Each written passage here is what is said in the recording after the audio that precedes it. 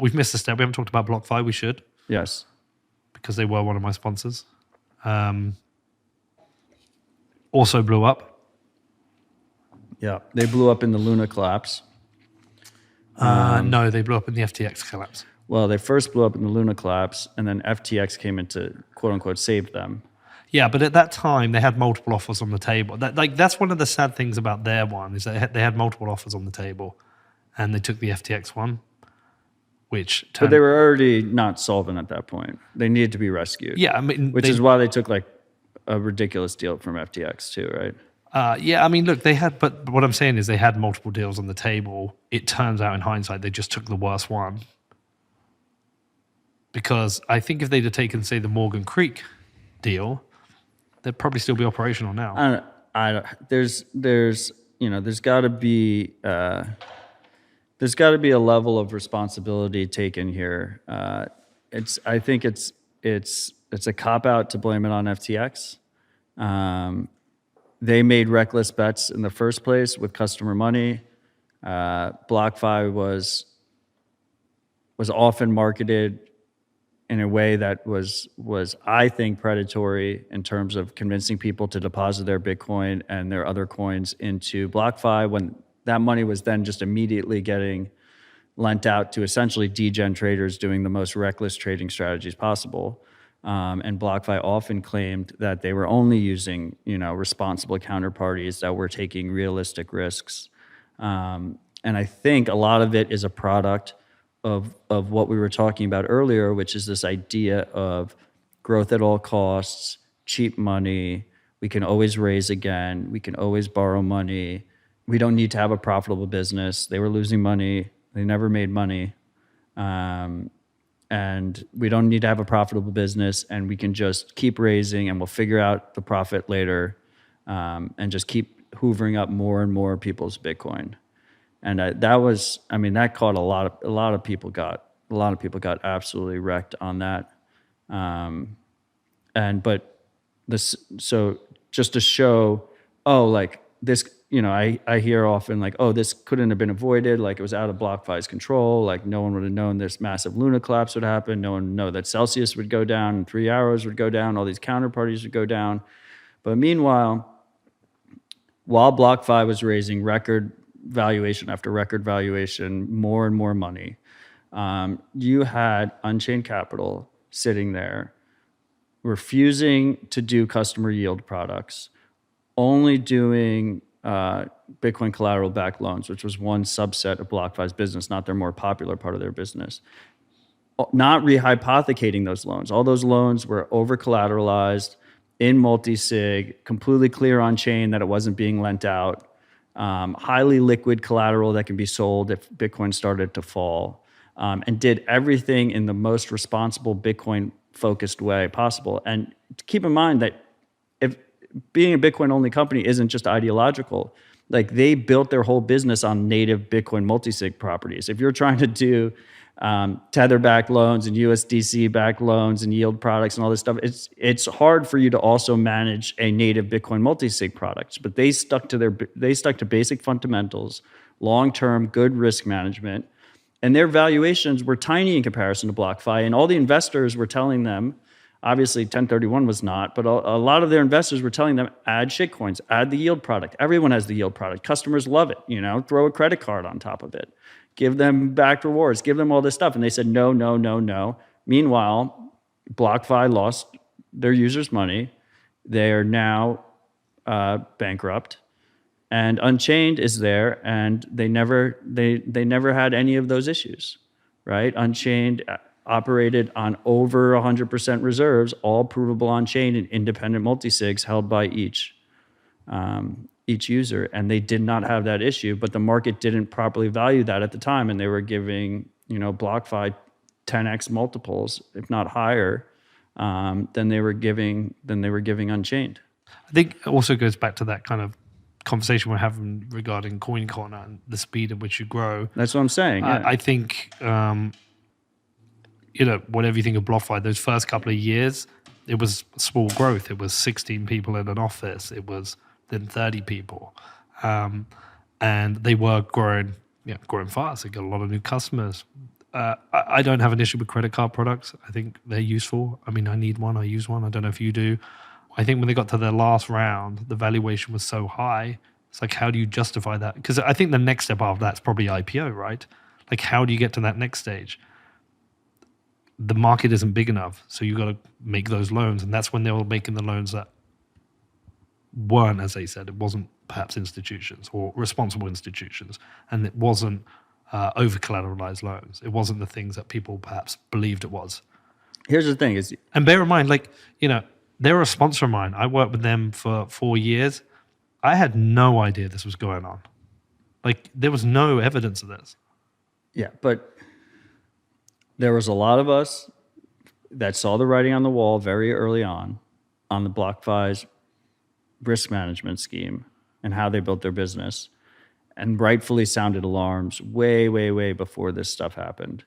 I think there's a couple of things here to unpack. First of all, I think there is a responsibility for people that have corporate sponsors to hold those sponsors as critical as possibly, more critical than other companies, and to ultimately put their audience first and their users first, right? I think that is ultimately at the core. I think a lot of people have learned that this cycle, unfortunately, the hard way.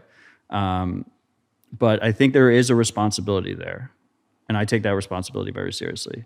The second part is incentives, right? And we talk about incentives a lot in Bitcoin. Broken incentives are at the core of almost everything that's wrong with our society, all different elements of broken incentives. And this yield concept, this idea of quote unquote yield, of earning interest on your Bitcoin or your shitcoins, or the opposite of loaning against your Bitcoin, has this perverse incentive where if you're searching for interest to receive, you want the highest rate possible. And as a result, the services that trade with, lend money out to the most risky counterparties get the highest interest rates, right? Because the more risky your loan, the higher interest rate that demands, and you're able to pass that on to your user, cut a portion for your margin for yourself, right? So you're naturally inclined to seek the most risky loans. And then on the opposite side, when it comes to Bitcoin collateralized loans, the user wants the lowest possible interest rate, right? And you're able to offer the lowest possible interest rate if you take their money and then go lend it out to the riskiest fucking people.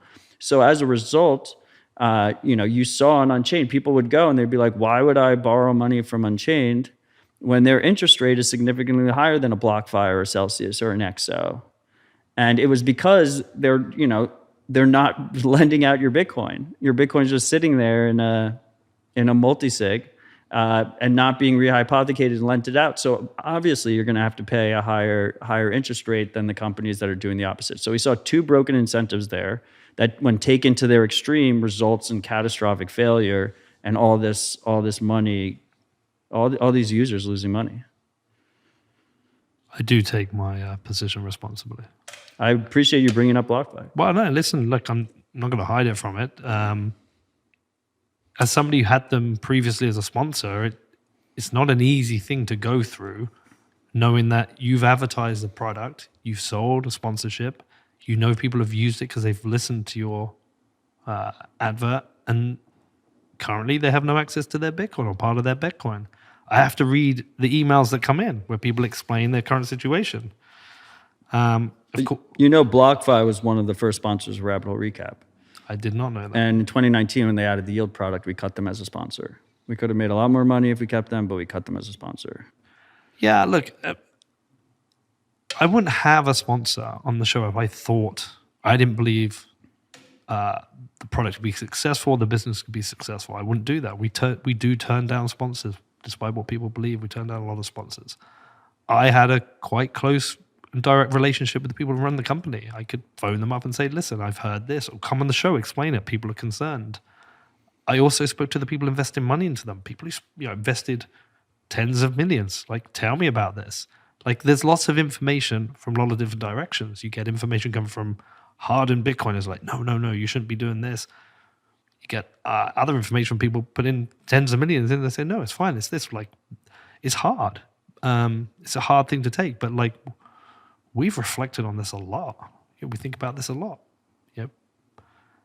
It's rough to see people lose their Bitcoin. But you take some personal responsibility for that? I mean, I'm part responsible if somebody listens to my ad, but I don't run the company day to day. I'm not there running the company. You get advice from multiple. I don't expect perfection in assessing risks. I know I'm not perfect, right? What bothers me is when people just don't take responsibility for missing it, for publicly apologize, those kind of things. And I'm not like, I didn't like come on your show to like do a witch hunt or whatever. I can be self-reflective as well. We had Compass as a sponsor for 3 months for Rabbit Hole Recap. Compass Mining. They told a great vision. I had some alarm bells that were ringing when we started to do it, but I was like, this vision makes sense. It's no KYC. It's Bitcoin only, right? And we started to see issues that were happening. And I straight up told people we fucked up. And that it is one of the biggest regrets that I've ever had in my life was taking on Compass as a sponsor, even though it was only for those 3 months in time. And what pisses me off the most about the DCG situation and is Barry saying, oh, well, no one could have seen it coming. It wasn't my fault. What pisses me off the most about the FTX situation is SBF is like, oh, like if I hadn't declared bankruptcy, like you'd all have been paid out by now. Like it wasn't my fault. Like it was unexpected, right? Like I couldn't have seen it coming. What pisses me off the most about the BlockFi situation is that Zach, who I've known for a long time, refused to take any responsibility. It was FTX's fault. We should have never made the FTX. You were already insolvent from your bad decisions that you had made and had never made a profit up until that point, and had shotgun KYC'd users and done all this other stuff when you took the FTX money to begin with in a desperate move to save the company that you had built in the first place. And then when the whole thing collapses, like I think it's fantastic that people are having children and stronger families are happening and we're seeing new Bitcoiners born in the world.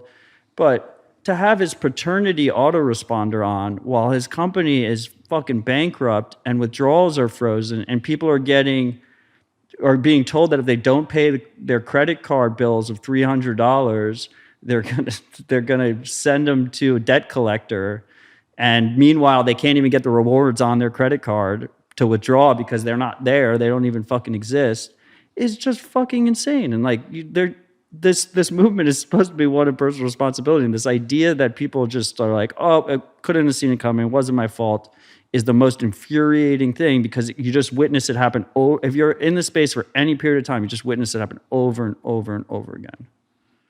Yeah, but I'm going to say I didn't see it coming. Yeah. Like I held Bitcoin in BlockFi up until the day I ended the sponsorship. Up until that day ended, I had Bitcoin in them. But you didn't have Bitcoin in when it collapsed. No, because the sponsorship ended. Yeah. When they had the difficulty with Luna, and they said, well, look, we've done the deal with FTX. They'd moved on, and I gave Zach a call and made a decision. It's like probably time to move on. He was okay with it. I was okay with it, and I moved out of it. It wasn't like I wasn't running away from them. I had no inside information. I thought the deal was good for them. I had no idea. But you agree you made a mistake having them as a sponsor? Do you regret having them as a sponsor? That's a different question. Do you regret having them as a sponsor? Yes, I regret, but okay. So do you think you made a mistake having them as a sponsor? No, because I couldn't foresee it. They're two different things, and I think it's really important to get this right. Why do you think I regret? The only reason I have a regret is people I don't know, whether they listen to my podcast or not. But I regret that people who listen to my podcast used a product and then lost their Bitcoin. That's why I regret it. But that's why I can regret it. But if I think I was making a mistake, I wouldn't do it. I don't look at something and go, that's a mistake, but I'm going to make it anyway. You could realize you made mistakes after the fact. But I didn't have that. You have the information afterwards, right?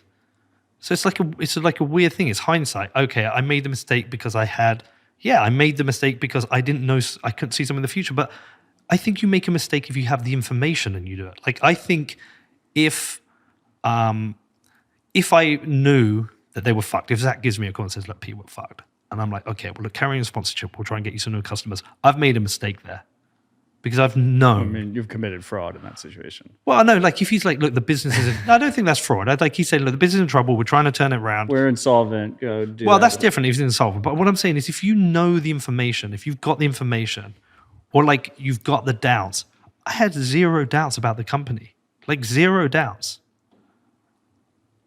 So how can it be a mistake? Because I thought it was the right thing to do. So you had after they were insolvent from Luna, you had zero. No. doubts But that's at the point the sponsorship ended, right? Right. Yeah. I'm saying up until that point, I had like the only things I knew they had a bad GBTC trade and they had the SEC fine, which I disagree with, by the way. But like, Well, I disagree with the SEC fine. yeah. But I just don't think whatever securities laws. It doesn't matter. They're not really there to protect people. But if I had information that I thought there was a risk, then it's a mistake. It's like what information do you trust? You've got all this different information coming in. Just accept some responsibility. I'm accepting. I've told you I regret it. That's responsibility. Dude, when you drop them, and I don't know if I'm just trying to get to the core of this. When you drop them, did you explain to your audience why you dropped them, that you had concerns about them, or did you just like quietly drop it? I just moved to another sponsor. Do you think do you wish in hindsight that you had, an episode explaining concerns over BlockFi, because you obviously had concerns at that point, right? Yeah, but look, like if you're going to ask me this, I've got to give you full information. I didn't just end the relationship because of concerns over them. It's not that. If I'd have had concerns over them, I would express them. I'd have said to Danny, when the Luna situation happened, they did the deal with FTX. Money was tight for them, and they'd come to me and they said, "Listen, like we've got a new deal. We're fine. We're liquid. The money's going to be tight. What can we do in the sponsorship?" And I just at the time said, "Well, why don't we just end the sponsorship? I'll move to somebody else. You don't need it. You've been with me for years." Like I thought it was a good deal for them. Interesting. Yeah, if it had been a situation where I was like, "Yeah, like we're fucked," and I'd been concerned about them, then I would have, felt some obligation to come out and tell people. But I had no concerns. Do you think that sponsors of the podcast have a rosier image of them in the content you produce by inherently being sponsors? Is there a lack of critical discussion on sponsors because on the podcast, like in the internal content of the podcast? We don't really, it depends because we're not that kind of show. Like you make the kind of show where you're looking right at sponsors and you're discussing their operations, and we don't do that often. If you go back and look at the history of our shows, most of the stuff we're talking about, governance or macro, like we very rarely talk about companies. We do in a scenario like this, end of year review, this is the shit that's happened, let's talk about it. Something blows up, let's talk about it. Right. But we don't really make shows like that. Well, the reason I bring it up is just because I feel like that's where the responsibility stems from, right? It's not just that they're an advertiser, right? It's this idea that the critical discussion that people expect to hear of these different companies doesn't happen because of a financial relationship in the first place. Yeah, and that's where the responsibility lies. We saw it with Compass. Like Compass literally, there was employees from Compass. There was internal discussions as well, but there was employees from Compass that actively were talking publicly about how nobody should sponsor Rabbit Hole Recap because this is not how you should treat sponsors. And my answer to them was very clear. You don't buy my fucking opinion. You're a sponsor of the show. You support the show and the production of the show. But at the end of the day, like if we're talking critical of you, we're talking critical of you because you're fucking up your product and you're fucking over your users. Why don't you clean up your act? And then that won't happen, right? Yeah. Take some responsibility for that. And it's very common in this space, and we see it. And I'm not trying to single out you. There are many, many content creators in the space, event planners in the space that give rosier coverage to sponsors. And then when the sponsor rugs all of their audience, they say, no one could have seen it coming. It wasn't my responsibility. But meanwhile, there was plenty of us that didn't do that, right? That realized that risk was not worth that risk to our audience, right? And there's plenty of us that did that. So obviously there was another option. Yeah, but like what I'm saying is, you've said, do I regret it? Yes. Of course I regret it. I've admitted that. You've asked me, have I made a mistake with the information I had? I mean, you obviously made a mistake having BlockFi as a sponsor, because there was a ton of audience members a ton of your audience listened to it and then ended up in BlockFi. Yeah, I mean, so now you get into this, now you get into the situation where it's like, anyone who's selling advertising is responsible for every advertiser that advertises with them.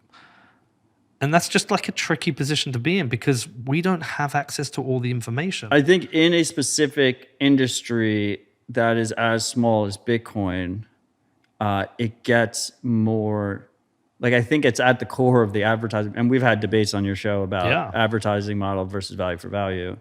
But I think, that is one of the core darknesses of the advertising model. But in Bitcoin specifically, it gets way, way, way more insidious, it feels like.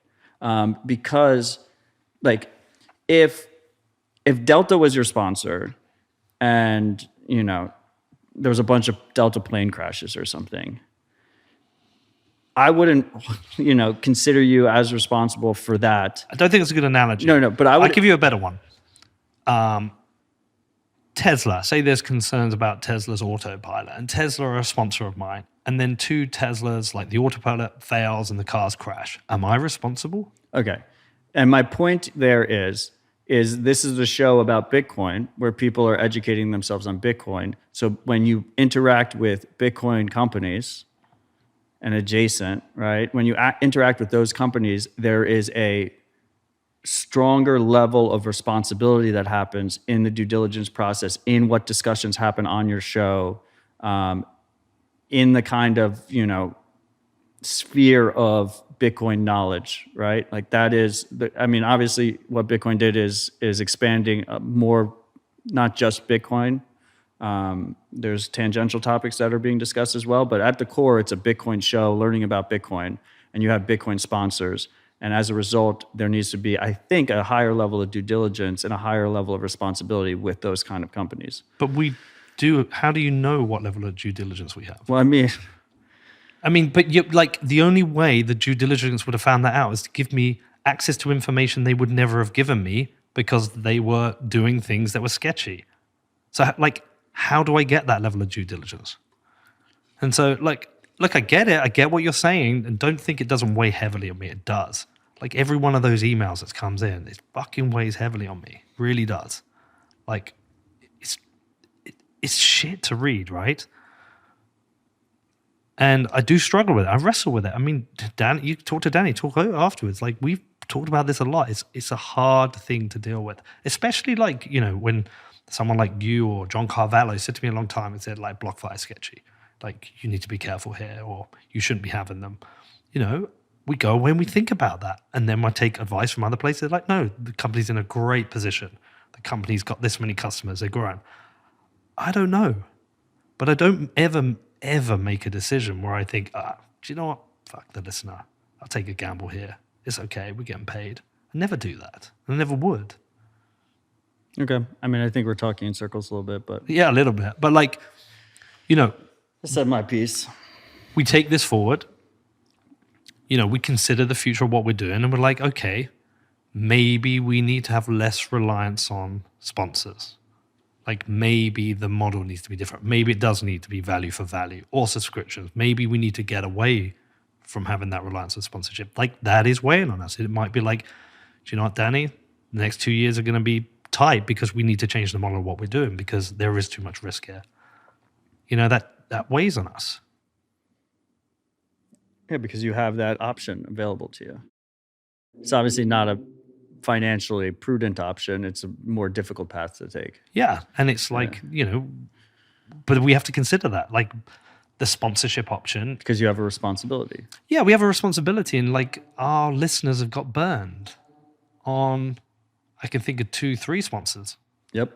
that they've got burned. Which ones? Dropbit was the first one. Yeah.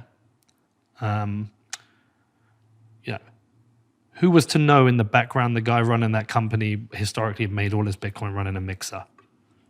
But it was a custodial Lightning wallet. Yeah, but like there are others. Blue Wallet's a custodial Lightning wallet. Well, People the recommend only that. people that got rugged were the people that were using custodial Lightning wallet. The on-chain self-custody didn't get rugged. Yeah, but like there are other custodial wallets that people are using. Right. Like I use mean, Blue, and I think Blue's great. Do not use Blue. It's a custodial wallet. You're going to get rugged. Yeah, but I'm saying I use it for me. I hardly think I spent some money from my Blue Wallet at Thingy today at Bitcoin Park. There you go. Yeah, that's the first one. BlockFi we've talked about, and that weighs on me a lot. And keep in mind to the listeners, Blue Wallet's only custodial on the Lightning side, not the on-chain. Okay. BlockFi. And Dropbit. And Compass. Compass was a difficult Compass. one. Yeah. And then Gemini. I mean, we have never promoted the Earn product, never been involved in it.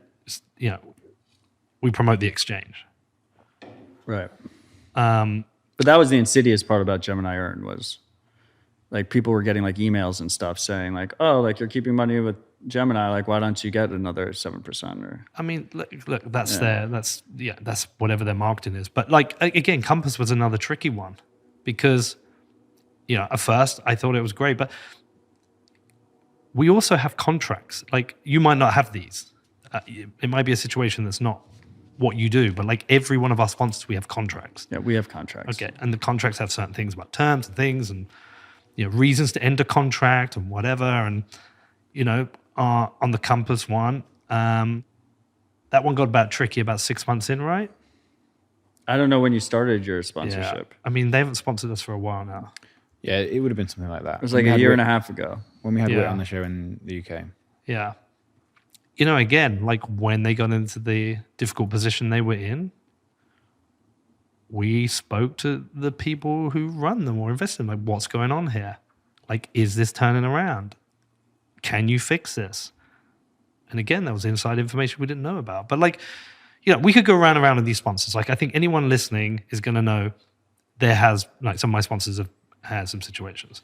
And there's going to be people listening going, go on, Matt, well done, call Pete out. And they're going to enjoy this, right? Right. They're going to enjoy that you're putting pressure on me, and they're going to enjoy, they can say, look, Pete Squareman or whatever. I know people are going to enjoy this, and I could have easily not made this show, or I could have veered the conversation elsewhere. But like, we are like listening. This is an experience we've gone through as well. It isn't fun. It sucks. And it's like, okay, we've seen Pomp's announced he's going away from sponsors. Because all the sponsors went bankrupt. Maybe he can still get more sponsors. Yeah. We still believe we make a really good show that's been really good for Bitcoin. We work super hard for it. We spend time away from our families. We come out, we work hard. And, none of us do this with any intent. Look, there's no intention of us or carelessness of us to think, fuck people. Like, well, if I thought that was the case, I wouldn't. Yeah, but like we do work really fucking hard on this, and when we make money, we support projects. This week, we've sent money to Bitcoin Policy Institute and Tor. We've made donations to those guys helping their projects. We supported Peter Todd with his open timestamps. We sponsored that. Yeah, there's loads of things that we do. We are conscientious Bitcoiners. We just maybe just, I don't know, maybe we just, I don't know what the best, I say we, and it's not really fair to say we because it's I make these decisions. I bounce them off that, but I make these decisions. So maybe it's just taken me a bit longer to like realize some of this, which usually it does with most things anyway. It took me 4 years to learn an XPub. Yeah, I mean, people can go back to the value for value episode we had together. Yeah, but what episode that was. That model's never going to work in the short term. So then how do you avoid, what's your plan going forward to not have audience members get rugged by your sponsors? Yeah, I mean, look, there's multiple angles to that. Like, you've got to look at the companies themselves. Like, we make this show is made as a remote show, right? Sorry, an in-person show. because we want the high quality, like Right. It's way better in person. Yeah, it's way better in That's person. why I have the podcast studio at Bitcoin Park. and the production quality is better, and we want people coming into Bitcoin to, like, you know, find a show that maybe fits alongside nicely some of the other shows they work in terms of production. Right. Right. And we also try and make a show that is apolitical as possible. It's hard not to show your biases, but like speaks to a broad spectrum of people and brings out all the different ideas. Like, we want to do that. But it's an expensive thing to make. It costs $120,000 a month to make this show, right? If we can't make that without sponsors, well, what are the options? We could do a subscription model. People could, on Patreon. Can the show bring in 1.4 million a year through subscribers? Possibly. Or maybe it's a hybrid mix. That's possibly the mix. And if we can't make that work, well, we conserved capital from last year. If the runway's there, we see the runway and we think, okay, maybe it'll do that, then great, we'll carry on. And if it doesn't, it's like, okay, we tried, it failed, we'll be a remote show. We'll cut back, and that's the way it is. Well, I mean, I think there's a middle ground that is convenient to ignore, which is be more selective with who you choose. And as a result, you take a hit on the revenue side. But then Yeah, but like, that's under the assumptions of what I've said. It's like, if we can't rely on sponsors, like, the show brought in enough on sponsors to cover that, right? What we're saying is, if they now can't do that, if one, the sponsors aren't there because it's a tight market, or two, we have to be even more selective about who we work with, or we just want to get away from sponsors eventually, we have to find a new model. I don't think value for value is going to provide that for what we do for years. So the only other options is, you go into other things, you do events and stuff, but we're not events. We make podcasts. So I think, it's an active conversation. We will try some things over this year and see what happens. See where we get with it. Okay, but there is a middle ground. I agree that value for value is early. Obviously, I built Citadel Dispatch as a purely value for value show with no sponsors or ads, no paywalls, no subscriptions. The content's available freely. Pay what you pay what value you think it provides to you, right? Dispatch is one of the most popular podcasting 2.0 apps, podcasting 2.0 shows. And still, I've noticed that the support is increasing, that we see across the board the amount of shows that are getting supported and the level they're getting supported. I've seen your show up on the charts sometimes, has been increasing. But it is a fraction of the revenue that comes in on a Rabbit Hole Recap.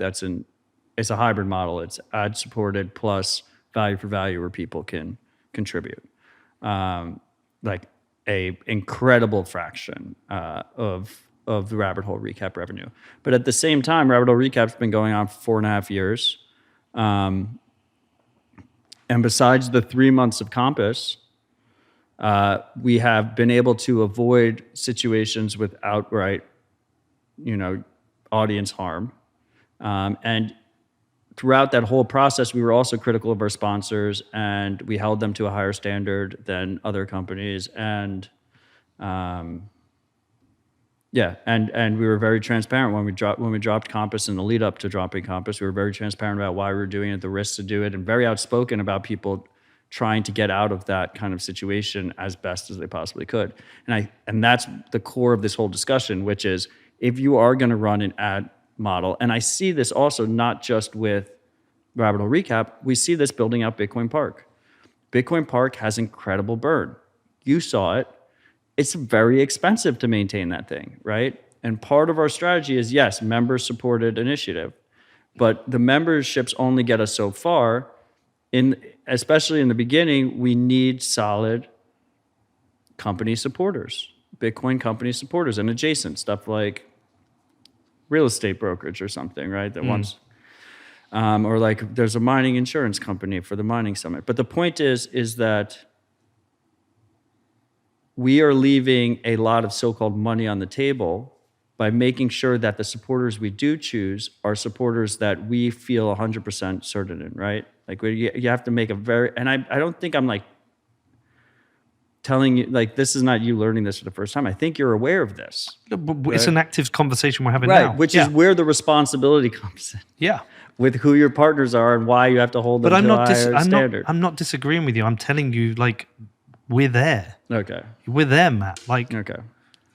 this isn't like a thing where we've just gone through it and said, whatever, like, what are we going to get next? Who are we going to replace it with? We're like, okay, how do we get away from the inherent risks that come with sponsors? Like, I think there are good sponsors out there. There are companies I would work with or want to work with. But, like, if me and Danny said, look, if it has to go back to being a remote show, we stop all the travel, then fine. But I live in Bedford, United Kingdom. I don't live in Nashville. I don't live in Austin. I don't have 20 Bitcoiners that are great to interview live near me who come in all the time. There's like, I live in Bedford, England. Barely people come to London. So if we have to do it, it would be a remote show. Me in my lounge or my kitchen recording back like it used to be during COVID.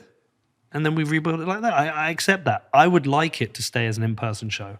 I think the quality of what we produce is important and good. And so we're trying to figure out that model. Like, we've gone through that burning exercise. Like, how do we, and I think it is a hybrid. But we are working on that. Yeah, I mean, we're talking in circles. I think I think it's good that you feel there's a responsibility to make sure you pick solid partners. I've always felt that. Yeah. Okay. Yeah, it's not again, like, I'll take the zingers on the chin. Like, I'll take the negatives. I've also, I think it's also to, like, weigh in other things that people don't recognize or bring in. I think the whole thing sometimes, Look, I completely. I'm not just like some piece of shit who just takes people's money and goes, oh, great, give me your money. Fuck that sponsor, fuck my listeners. Like, I take this role in Bitcoin responsibly, and I've had to take a lot of... If I thought that was the case, I wouldn't keep coming on your show. I know, but like, I've had to like take a lot of personal stress. I ended up in hospital during my Right, I lawsuit. remember that. Yeah, I ended up in hospital. Like, I've taken abuse and shit for years, like relentless shit. I've taken people trying to cancel me. I've taken false accusations. Like, I take as much abuse. I'd probably take more abuse than most people in Bitcoin, right? But you've self-admitted that some of that abuse, like, you like fanning the flames. That's an old thing that I said like 4 years ago. Like, people bring that up. I don't fan the flames now. Any opinion I give out is an honest opinion. And I think a lot of people like the fact that I don't sit in this tight little box of like Bitcoin opinions. Like, I am given we have created a movement for progressive Bitcoiners this year. We've done that. Right. We've introduced all these people. And by the way, that's the most important thing for conservative Bitcoiners, because they have that defense, that it doesn't become partisan. And like, we've done that. Like, we constantly working hard, but like, people just want to go, oh, where are the dunks? Where are the dunks? I'm well aware of what happens when you're a public figure and people are very critical of everything you're doing out in the open. Happens to me as well, right? Makes a lot. People quickly forget the good things. They always look back at the bad things. That is not the point I'm trying to make. And I think it is irrelevant to this situation, which is there is a responsibility on who the partners are. Anyone who worked with those partners is partially responsible. The ethical and moral thing to do for your audience is to admit fault to a degree in that situation. That's all I'm saying. Nobody's perfect. Admit the mistakes. Move forward better. That's the ideal situation. And there'll always be haters no matter what, and people will always forget the good things. Well aware of that. See it firsthand every day. It's just frustrating as someone who has been a public figure in this space for probably way too long, that's tried to do things the good way, and you just see it just repeat over and over and over again, and then just people just brush it under the rug. They just completely brush it under the rug. Well, we're not brushing under the rug here because we're talking about it, and I could easily have avoided it. Yeah. We're not brushing under the rug. I appreciate that. No, I want to have this conversation. Look, and if people are listening, commenting in, and like giving shit, like fair. it's that kind of response that you learn for. Like we read the comments, we listen to the feedback, we listen to what listeners say, and that's always an important part, to listen to what the listeners say as well. But like, I'm not therefore then going to just take on a sponsor because I think, they're going to fuck people. They might rug them. Like, I didn't see there was an issue. Okay. What month are we in? I think how long are we in, Daddy? 2 hours and 15 minutes. Have we really done that long? Jesus Christ. I don't think this was a year in review.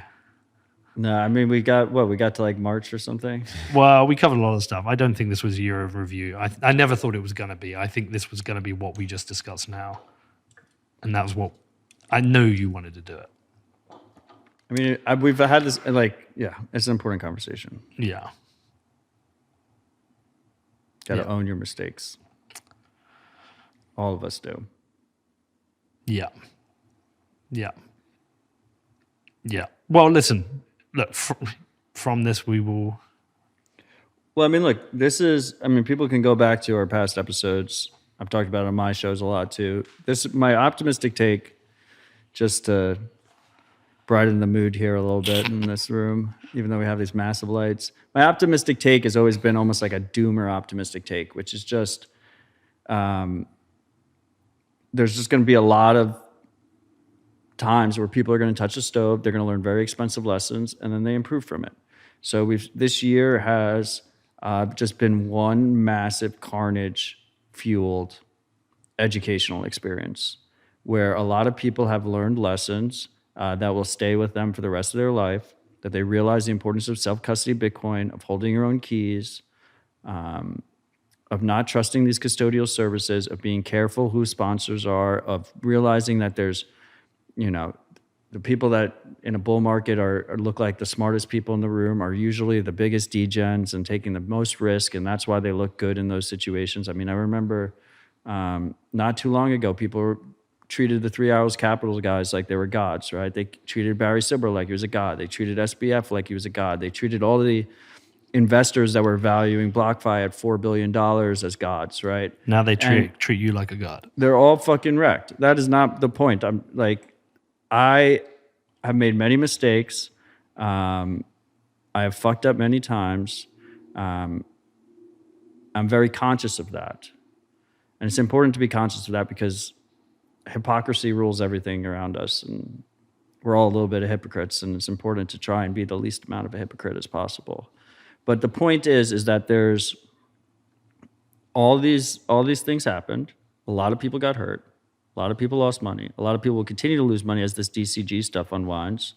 I mean, I promise you that the Winklevoss twins massively regret ever working with Genesis and launching that earn product. Of course. And they realize that now, right? And unfortunately, a lot of people will, lose money on that. But hopefully, we'll have a whole new set of people that understand the fundamentals, that understand proper risk management, that stay humble over the next couple of cycles, that start to care about digital privacy, that start to care about, supporting open source tools and learning how to use them. Like this happens over time, and it unfortunately seems like it can only really happen as people lose. Because there's tweets out there where, I'm telling people to withdraw money from BlockFi a year and a half ago, and people underneath are like, nope, that was like the Mount Gox area. Like Bitcoin has matured past that. Like that will never happen again. Like it's not going to happen. Like, Matt, you're so heartless. Like I need this 6% interest to feed my family. I swear, there's tweets that say that, and those people now realize what I was saying, right? They realize the risk. They realize why they were getting paid a percentage in the first place was because they were taking an insane amount of risk to get paid that percentage. Maybe you're right. And we live and learn from that. Yeah, maybe you're right in that I can think of one mistake I made this year that I'm not proud of, right? When the Celsius files came out, and there was somebody in there called John Carvalho. And John had been giving me a hard time on some bullshit as well. But like, I saw this John Carvalho thing, and I was like, and I called it out. And that's a mistake, right? Because I jumped to a conclusion and I attacked somebody And I had to go back. I had to go back and apologize, John. And do you know what? In fairness to him, he was fucking decent about it. He found the real John Carvalho. I that ended got up- rugged on Celsius. I know. I ended up sending him money as well because I felt so sorry for him. And also because of just the guilt of John, I felt bad. I was like, right, well, like I'll help this guy out. But I apologized to John. He could have been a total dick to me and he wasn't. And then I saw him in Amsterdam and he was cool and he's kind of forgotten about it. Like I'm sure he hasn't forgotten about it, but he was good about it. And that was a mistake. That was like a genuine, like, okay, I fucked up here. Because like you say, we all do. And then if you think in that context, like what was the mistake? Well, maybe I hadn't done enough to realize like what I was about to do. Yeah, some like in that same context, maybe you're right. Maybe they are mistakes. Maybe you're right. I need to think about this one. It'll probably all come out in my intro. Well, I appreciate it. No, I appreciate like- you coming around, Peter. No, look, like it. Takes a lot. They're tough, man. Like owning situations or owning mistakes or realize it's really Can hard. we just cut the tape right where he says you're right and just fade to black? no, look, Can we look, do it's, that? look, it's hard. Like owning mistakes are hard. When you don't think you've done something wrong and then like something bad happens, when you think you're a conscientious person, something bad happens, like it's hard to come back from that and like figure it out. I'm just gonna need some time to like work it through and think it through, but you're probably right. Yeah, Matt's right. Leave it with me. Let me have a think about that one. And yeah, okay. All right. Matt Odell, thank you for our annual Telling Pete off. This was a very productive conversation. Yeah, I think it was. It was a little bit solemn, but that's the kind of year it was.